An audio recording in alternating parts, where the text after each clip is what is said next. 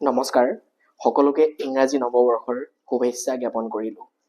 আশা কৰোঁ আপোনালোকে বিচৰা ধৰণেই এই বছৰটো সুন্দৰ হৈ পৰক। সকলোবিলাক মনৰ আশা এইটো বছৰতে আপোনাৰ পূৰণ হওক। নতুন বছৰটোত আমি সকলোৱে সংকল্প লওঁ নতুন কিবা কিবি কৰাৰ। যদি আপুনিও সংকল্প লৈছে, তাৰ মাজত মাত্ৰ দুটা সংকল্প ল'বলৈ কেতিয়াও নাপাহৰিব। আপুনি যদি ভাবিছে 2026 বৰ্ষত সকলোতকৈ সুখী কৰি ৰাখিম বুলি কাৰোবাক, তেতিয়াহ'লে সেয়া আপোনাৰ নিজৰ পিতৃ মাতৃৰ কথা ভাবক। হয়, যাৰ নাই তেখেতসকলে বুজি পায় পিতৃ মাতৃৰ ভেলু কিমান। নিশ্চয় আপুনি গম পায়, বিখ্যাত অভিনেতা শ্বাহৰুখ খানৰ ওচৰত সকলোবিলাক আছে, পৃথিৱীৰ সকলোবিলাক সুখেই তেওঁৰ ওচৰত আছে, কিন্তু তেওঁৰ দুখ কি গম পায়নে? তেওঁৰ দুখ এটাই, তেওঁৰ নিজৰ মাতৃক সময় দিবলৈ নাপালে।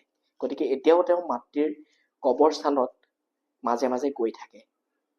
গতিকে যাৰ মা দেউতা নাই, তেখেতসকলে বুজি পায় মা দেউতাৰ মূল্য কিমান। গতিকে আপুনি 2026 বৰ্ষত সকলোতকৈ সুখী কৰি ৰাখিম বুলি যদি ভাবিছে, নিজৰ মা দেউতাক কৰক।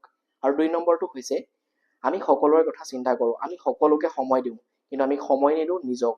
আমি চিন্তা নকৰোঁ নিজৰ কথা। গতিকে দিনটোত 1 ঘণ্টা হ'লেও আপুনি নিজৰ বাবে সময় উলিয়াওক। ধন্যবাদ।